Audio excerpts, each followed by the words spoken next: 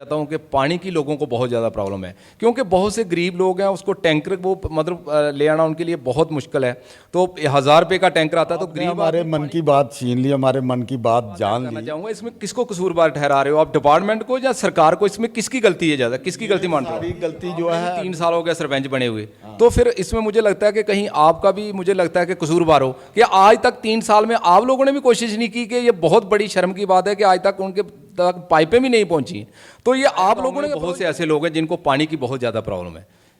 तो इसके ऊपर आप क्या कहेंगे? राया में इतनी कोई साहब का प्रॉब्लम नाम नहीं। ले रहे हैं बार बार, वो आपके लीडर थे, तो वो बीजेपी ज्वाइन कर चुके हैं, तो आप लोगों का क्या ख्याल है, आप भी बीजेपी में चले गए हो गया? देखिए, हम आपको ये बताते हैं कि हम शुरू से एनसी को छोड़ा है, कांग्रेस के बहुत से लोगों ने छोड़ा और बीजेपी ज्वाइन की है, तो इसका मतलब बीजेपी पार्टी कुछ काम करके दिखा रही है, मुझे लगता है। आप क्या कहेंगे इसके ऊपर? काम तो अभी नहीं हो करते थे। और आना नहीं है, इसमें बहुत से डीडीसी हैं, बीडीसी हैं, सरपंच हैं, पंच हैं, मतलब बहुत से लोगों ने ज्वाइन किया है सर। इसमें 2 बंदों ने किया, बहुत से लोगों ने किया। बहुत से जो उसमें मुझे लगता है कि आप भी शामिल हो। बीजेपी में मजबूती नहीं थी तो फिर आपके लीडर कैसे बीजेपी में चले गए? अगर मजबूत टीम नहीं थी तो फिर कैसे चले गए? आज भी उनके राशन कार्ड नहीं बन पाए, तो ऐसी क्या रीजन था सर? आपने जानने की कोशिश नहीं की उन गरीब लोगों से बात? आप भी जानते हैं, हमारे पास भी बहुत से फार्म है, हम भी बहुत सांबा है, उनसे बात करने की कोशिश नहीं की कि हमें ये कठिनाई आ रही है, ये प्रॉब्लम आ रही है, ये आपका फर्ज था, ये बात करनी चाहिए थी आपको। अभी हमें आप सब कुछ जानते हुए भी हमसे सुनना चाहते हैं तो सुनिए। ये जो सेंट्रल यूनिवर्सिटी आई, इससे तो हमें तो हमारे इलाके को तो कोई ज़्यादा लाभ। आप देख रहे हैं हेल्पिंग हैंड न्यूज़ चैनल और मैं हूं आपका होस्ट मोहम्मद सरवर। आज मैं पंचायत राय में मौजूद हूं और आज मेरे साथ जहां के सरपंच दलजीत सिंह बागल जी मौजूद हैं। आज हम इनसे बहुत सी चीज़ें जानने की कोशिश करेंगे कि इनकी जो पंचायत है इसमें क्या क्या प्रॉब्लमें आ रही हैं, पानी को लेकर, बिजली को लेकर, रोड को लेकर, ये सब चीज़ें हम इनसे जानने की कोशिश करेंगे। सर, सबसे पहले हम आपको अपने चैनल में खुशामदीद कहते हैं। बहुत बहुत शुक्रिया सरवर साहब, और आपके चैनल का मैं बहुत शुक्रगुजार हूं आपका कि आप हमारे पास यहाँ आए, हमारे आप वक्त निकाला, हमारे पास आए हैं, हमारी बात सुनी है और हमारी पंचायत के जो मुश्किलात हैं उनके बारे में आप जानने की कोशिश कर रहे हैं। इसके लिए मैं आपका बहुत धन्यवाद करता हूँ। बहुत बहुत शुक्रिया सर। सबसे पहले मैं ये यहाँ से आपकी जो सरपंच की जो इलेक्शन थी, ये मैं जहाँ से शुरू करूँगा। तो ये जो पॉलिटिक्स में आने की ये आपको ज़रूरत क्यों पड़ी? ये शौक़ कैसे पड़ गया कि मैं मतलब इस सियासत में जाऊँ और मैं सरपंच बनूँ, और ये कैसे आपको शौक़ बन गया जी? जहाँ तक सियासत में आने का शौक़ है तो बचपन में तो हम कुछ भी नहीं थे। फिर जब हमारी रियासत में यहाँ इलेक्शन हो गई 96 में, तो उसके बाद हमारे यहाँ लोकल लीडर थे। तब तो हमें इतना कोई नॉलेज नहीं थी, ना ही इतना इंटरेस्ट था, कोई दिलचस्पी थी, ना तो कोई शौक़ था। तो हमारे लोकल लीडर जो सुरजीत सिंह सलातिया साहब, ये जहाँ से जीत गए हैं, तो उनके साथ राब्ता रहा, उनके साथ चलते रहे, देखते रहे।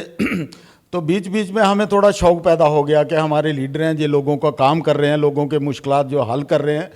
तो अपने दिल में भी थोड़ा शौक़ पैदा हो गया कि हमें भी थोड़ा काम करना चाहिए, लोगों के हित के लिए काम करना चाहिए, लोगों की फलाह बहबूद के लिए काम करना चाहिए। सर, आपकी पंचायत का मैंने दौरा किया है, तो आपकी पंचायत में भी अभी बहुत सी, जैसे पानी को लेकर मैं पूछना चाहता हूँ कि पानी की लोगों को बहुत ज़्यादा प्रॉब्लम है, क्योंकि बहुत से गरीब लोग हैं, उसको टैंकर वो मतलब ले आना उनके लिए बहुत मुश्किल है। तो 1000 रुपये का टैंकर आता है तो गरीब आदमी पानी कहाँ से खरीदेगा? क्योंकि मोदी साहब का कहना था घर घर में नल लगाएंगे, लेकिन मुझे लगता है कि सरकार ने अभी तक ऐसा कदम कोई नहीं उठाया है। तो इसके लिए आप लोगों ने कोई कोशिश की? आपने हमारे मन की बात छीन ली, हमारे मन की बात जान ली। तो मैं भी इसी मुद्दे पे आना चाहता था। आज आप आए हैं तो हम आपको अपनी मुश्किलात से रूबरू कराएंगे। यहाँ तक हमारी पंचायत में पानी का मसला है। एक तो आप जानते हैं कि ये कंडी का इलाका है, पानी की बड़ा ज़रूरत होती है, जहाँ बड़ी किल्लत रहती है। उधर से दूसरा ये है कि हमारा पर्यावरण सिस्टम थोड़ा बिगड़ गया, तो बरसात भी बहुत कम होती है। तो हमारे यहाँ पहले यहाँ हमारी जो वाटर बॉडीज़ थी, तालाब थे, लोग उनका भी पानी इस्तेमाल करते थे। तो दूसरा जो पानी ट्यूबवेल का पानी था, उसकी खपत कम होती थी। लेकिन अब टाइम ऐसा आ गया है कि अब तालाबों का पानी कोई इस्तेमाल नहीं करता, सिवाय जानवर बेचारे पीते हैं, बाकी कोई इस्तेमाल नहीं करता है। रही बात पीने के पानी की, तो पीने के पानी की बड़ी किल्लत होती है। यहाँ प्रॉब्लम आ जाती है, कुछ पानी की भी कमी नहीं है, लेकिन हम समझते हैं कि ये जो डिपार्टमेंट का टेक्निकली प्रॉब्लम है, इतनी ज़्यादा आ जाती हैं। कभी कभी ऐसा हो जाता है कि इतनी, हम अब क्या बताएं हम आपको, कि यहाँ इतनी प्रॉब्लम आ जाती है। एक मोटर जल जाती है, जब मोटर जल जाती है तो हम जेई साहब से फ़ोन करते हैं कि जेई साहब मोटर जल गई है। वो बोलते हैं जी हाँ, उठा रहे हैं, ले रहे हैं, इसको चेंज कर रहे हैं, रिपेयर कर रहे हैं। चलते चलते 3-4 दिन हो जाते हैं। फिर हम फ़ोन करते हैं, फिर बोलते हैं कि आप एडब्ल्यू साहब से बात कीजिए। जब हम एडब्ल्यू साहब से बात करते हैं तो बोलते हैं क्या करें सरपंच जी, पैसा ही नहीं है। तो हम बोलते हैं जो सेंट्रल गवर्नमेंट, जो सरकार, केंद्र सरकार जो लाखों करोड़ों रुपए के जो पैसा दे रही है, नया जम्मू बन रहा है, नया विकास हो रहा है, जम्मू कश्मीर विकास की नई ऊंचाइयां छू रहा है। जब एक मोटर रिपेयर कराने के लिए आपके पास पैसा नहीं है तो ये पैसा जाता कहाँ है? तो हमें नहीं लगता है कि सरकार जो दावे करती है उतने दावों के ऊपर वो पूरा खरा उतरती है, क्योंकि यहाँ तो नहीं, सर इसमें एक बात ऐड करना चाहूँगा। इसमें किसको कसूरवार ठहरा रहे हो आप, डिपार्टमेंट को या सरकार को? इसमें किसकी गलती है ज़्यादा, किसकी गलती मान रहे हो? सारी गलती जो है एडमिनिस्ट्रेशन की, सरकार की है। क्योंकि यहाँ जो बोला जाता है, हम थे पानी के मसले पर, तो पानी का मसला ऐसा है कि अभी ये यहाँ इन्होंने एक डिपार्टमेंट खड़ा किया है, जल शक्ति मिशन, एक प्रोग्राम बनाया। मेरी पंचायत में एक मोहल्ला है, वहाँ 30-40 घर हैं, वो मोहल्ला रीडा के नाम से। और पूरा हमने गवर्नर साहब के जो ग्रीवियंस सेल है वहाँ भी 2 बार लिख के भेजा हमने कंप्लेन कि उस मोहल्ले में पानी तो क्या, वहाँ पाइपलाइन नहीं है। पिछले 5-6 सालों से वहाँ डिपार्टमेंट जो है इतनी नालायकी है, बड़ी शर्म की बात है। इस सदी में जा रहे हैं हम, कहाँ जा रहे हैं? और जिन लोगों के पाइपलाइन ही नहीं बिछी है उनको कहाँ आज़ादी और कहाँ गुलामी, वो बेचारे वही जिंदगी जी। आपने भी 3 साल हो गए सरपंच बने हुए, तो फिर इसमें मुझे लगता है कि कहीं आपका भी, मुझे लगता है कि कसूरवार हो कि आज तक 3 साल में आप लोगों ने भी कोशिश नहीं की। कि ये बहुत बड़ी शर्म की बात है कि आज तक उनके तक पाइपें भी नहीं पहुंची।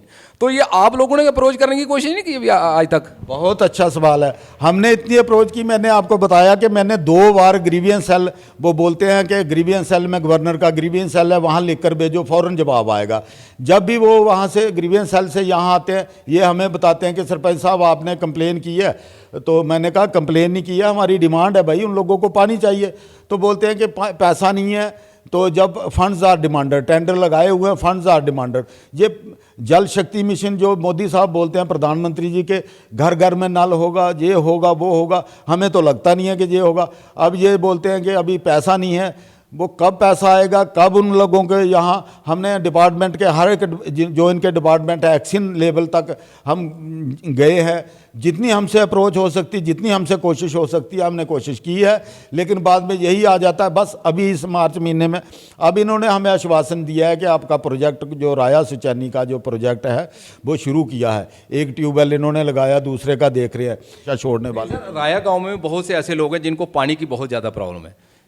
राया, इसके ऊपर आप क्या कहेंगे? राया में इतनी कोई प्रॉब्लम नहीं है। राया में यही कोई टेक्निकली प्रॉब्लम आ जाती है। अब जैसे पिछले हफ्ते से एक मोटर जल गई थी, कल मैंने जेई साहब को, टेक्निकली जेई साहब को फ़ोन किया रह कर लास्ट में कि जेई साहब क्या कर रहे हैं? नहीं सरपंच साहब मोटर लगा रहे हैं, वो लग जाएगी, शाम तक हो जाएगा। हमने भी सोचा, शाम को पता किया तो वो झूठ बोल रहा है। वो सर अफसर मनमानी क्यों कर रहे हैं जी? ऐसी मनमानी क्यों हो रही है? अफसरशाही क्यों चल रही है फिर? ये अफसरों की मनमानी एक सिर्फ यहाँ नहीं चल रही है। मैं आपके चैनल के माध्यम से ये बताना चाहता हूँ, यहाँ ये पूरी रियासत में चल रही है। क्योंकि जब तक यहाँ कोई इलेक्शन नहीं होगी, कोई गवर्नमेंट चुनी हुई सरकार नहीं होगी, तब तक ये अफसरशाही चलती रहेगी, ये ब्यूरोक्रेसी हावी रहेगी।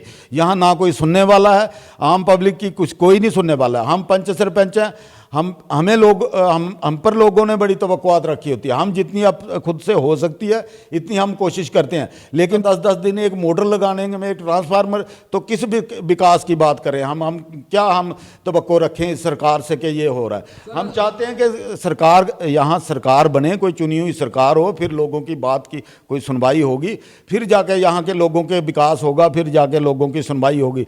यहाँ हम दफ्तरों में जाते हैं, तहसीलदार के ऑफिस में, अपने एसडीएम साहब के ऑफिस में, डीसी ऑफिस में, लोग बेचारे बाहर लाइनों में बैठे हैं, उनको पूछने वाला कोई नहीं है।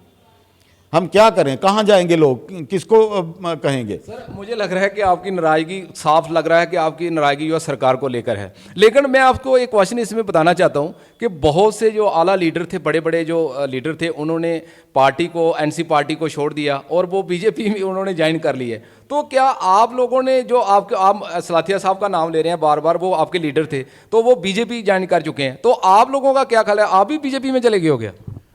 देखिए, हम आपको ये बताते हैं कि हम शुरू से सलाथिया साहब के साथ हैं, चाहे वो एनसी में थे, अब जहाँ भी जाएंगे हम उनके साथ हैं, हम उनके सपोर्टर हैं। हम तो सलाथिया साहब के साथ जब से चल रहे, हम उन्हीं के साथ हैं। ये चीज तो आपको मानना पड़ेगी, अगर आपका लीडर बीजेपी में चला गया तो इसका मतलब कि बीजेपी अच्छे काम कर रही है, तो आपको भी मानना पड़ेगा फिर अच्छे काम कर रही है। तो इसलिए आदमी किसी पार्टी को ज्वाइन करता है तो उसको पहले सोचता है कि इस पार्टी में क्या है। तो कांग्रेस में कोई नहीं गया है, एनसी को छोड़ा है, कांग्रेस के बहुत से लोगों ने छोड़ा और बीजेपी ज्वाइन की है, तो इसका मतलब बीजेपी पार्टी कुछ काम करके दिखा रही है, मुझे लगता है। आप क्या कहेंगे इसके ऊपर? काम तो अभी नहीं हो रहे हैं। जब तक हम चाहते हैं कि यहाँ सरकार बने, चलिए हम मान लेते हैं कि सलातिया साहब बीजेपी में हैं तो हम भी बीजेपी में उनको सपोर्ट करेंगे, लेकिन हम चाहते हैं कि यहाँ सरकार बने, फिर हमारे लीडर ये जीत के आए, फिर इनको दिखाएंगे कि काम कैसे होता है। जो बीजेपी के पहले 25 लोग जीते थे वो तो बिल्कुल फेल हुए, तभी तो ये लोग इन लोगों को खींच रहे हैं। सलातिया साहब को ले गए, राणा साहब को इन्होंने ज्वाइन करवाया, अपने इनके फेस जो थे बीजेपी के वो तो सारे डमी हो गए हैं, सब उनको तो लोग पसंद नहीं करते थे। सलातिया और राणा नहीं, इसमें बहुत से डीडीसी हैं, बीडीसी हैं, सरपंच हैं, पंच हैं, मतलब बहुत से लोगों ने ज्वाइन किया सर। इसमें 2 बंदों ने किया, बहुत से लोगों ने किया, बहुत से जो इसमें मुझे लगता है कि आप भी शामिल हो। नहीं, हम भी उनके साथ ही हैं। तो हम चाहते हैं कि अब जो मुद्दा लेके ये चले हैं, अगर बीजेपी में जाएंगे, सरकार बनेगी, जब भी बनेगी तो बीजेपी फिर वही बात आ जाएगी कि केंद्र में सरकार भी बीजेपी की और जम्मू कश्मीर में भी सरकार अगर बीजेपी की बनती है तो हम समझते हैं कि ज़्यादा विकास तरक्की हो सकती है। और जो हमारे लीडरान हैं, जो राणा साहब हैं या सलातिया साहब हैं या इनके साथ जितने भी हमारे लोग गए हैं, ये सब काम करने वाले लोग हैं। जो हमारा कल्चर था, जिस कल्चर से, जिस तंजीम से, जिस पार्टी से निकल के आए हैं, वो काम करने वाला कल्चर था, इनकी तरह सिर्फ स्लोगन देने वाला नहीं था। और हम दावा करते हैं अगर सलातिया साहब बीजेपी में गया तो और बीजेपी के लिए भी एक बड़ी खुशनुमा माहौल होगा। खुशनुमा बात है कि राणा साहब और सलातिया साहब अगर बीजेपी में गए हैं तो बीजेपी को भी एक मजबूती मिलेगी, वरना तो बीजेपी का यहाँ बस गोल था सारा काम। इनके जो 25 जीते थे। नहीं सर, फिर वही बात आ जाती है कि अगर बीजेपी को मजबूती नहीं थी, मैं आपका क्वेश्चन जहां पर मैं ऐड करना चाहूंगा, जहां पर एक क्वेश्चन, अगर बीजेपी में मजबूती नहीं थी तो फिर आपके लीडर कैसे बीजेपी में चले गए?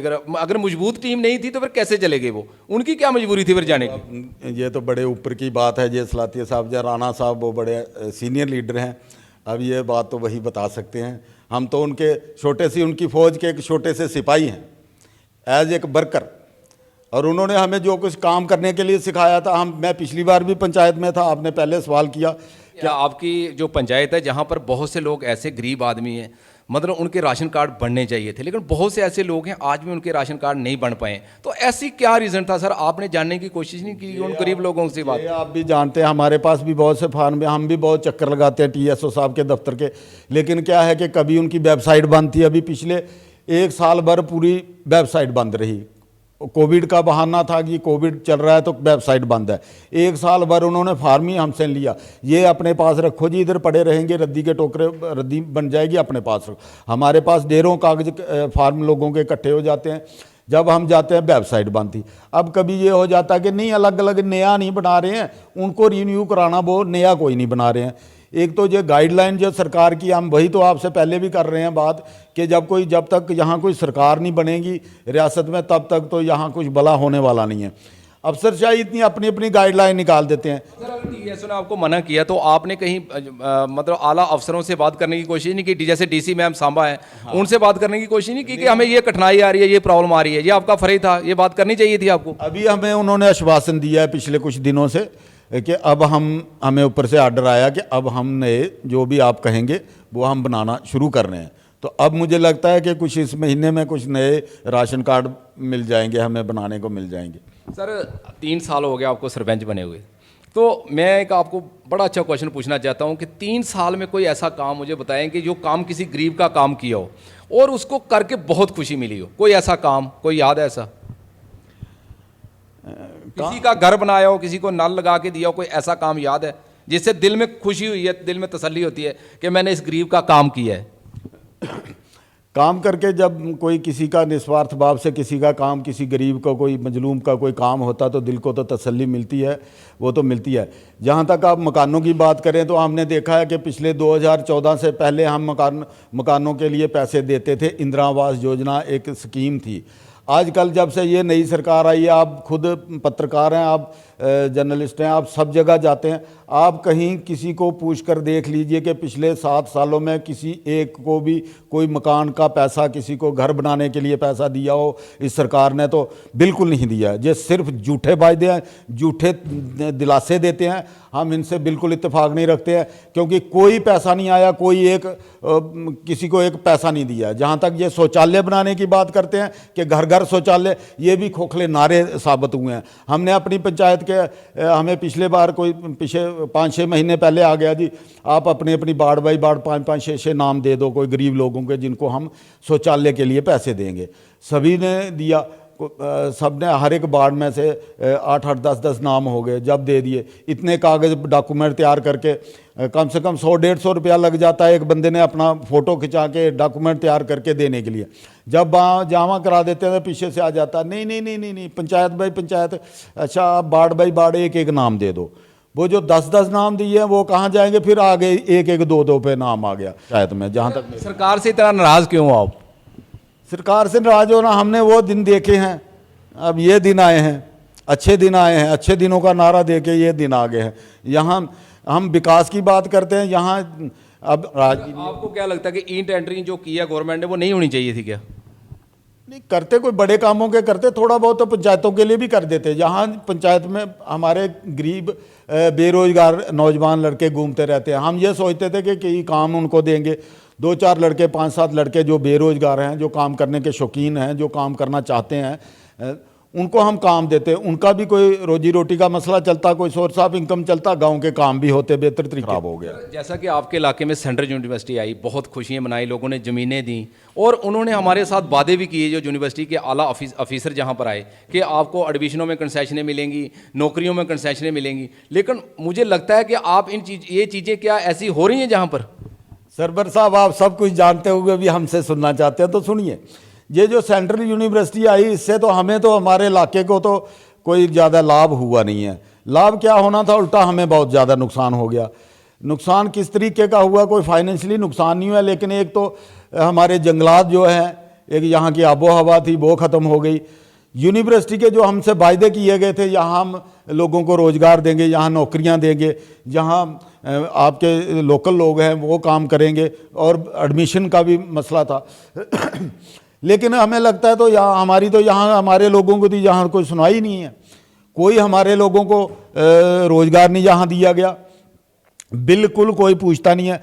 अपने जो यहाँ बीसी साहब थे, उन्होंने अपने चंद यस मैन लोगों को अपने पास बुला के 1-2 प्रोग्राम करवा देना था, बाकी किसी को। आप जहाँ के सरपंच हो, आपने कभी बीसी से मिलने की कोशिश की? हमने बहुत बार मिलने की कोशिश की है। जब वो बीसी साहब थे अशोक अहमद जी, शुरू में उन्होंने हमें बुलाया, उसके बाद उन्होंने कमेटी बना दी, कोई और ही नाम रख दिए। हमें रखा गया, ना सुचैनी पंचायत को रखा गया। हमें नहीं लगता, आप भी जानते हैं कि सुचैनी पंचायत जिसमें वो यूनिवर्सिटी फॉल करती है, उसके भी पंचायत मेंबरों को भी उन्होंने किसी कमेटी में नहीं रखा। उनके कोई यस मैन होंगे जिनको उन्होंने कमेटी में रखा है, वो क्या करते हैं।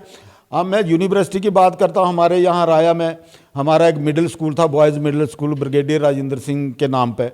वहाँ क्या हो गया कि यूनिवर्सिटी के बाद यहाँ एक केंद्रीय विद्यालय आ गया, केबी स्कूल आ गया। लोगों को बड़ी खुशी हो गई कि केंद्रीय विद्यालय भी हमारे गांव में खुल रहा है, तो हमारे बच्चों को भी अच्छा शिक्षा मिलेगी। एक क्रेज होता है कि चलो जी, केबी है, केंद्रीय विद्यालय हमारे यहाँ खुल रहा है, तो हमारे लोगों को भी तो बड़ी उम्मीद थी कि यहाँ हमारे बच्चों को भी एडमिशन मिलेगा। चलिए जी, हमने भी कोशिश की, बीसी साहब से भी कहा, यहाँ के जो प्रिंसिपल थे उन्होंने भी कहा। हमने थोड़ा एजिटेशन करने की बीसी साहब ने एक ट्रक पुलिस मंगवा ली, एडमिशन शुरू कर दी। हमारे लोगों को उन्होंने बाहर रख दिया।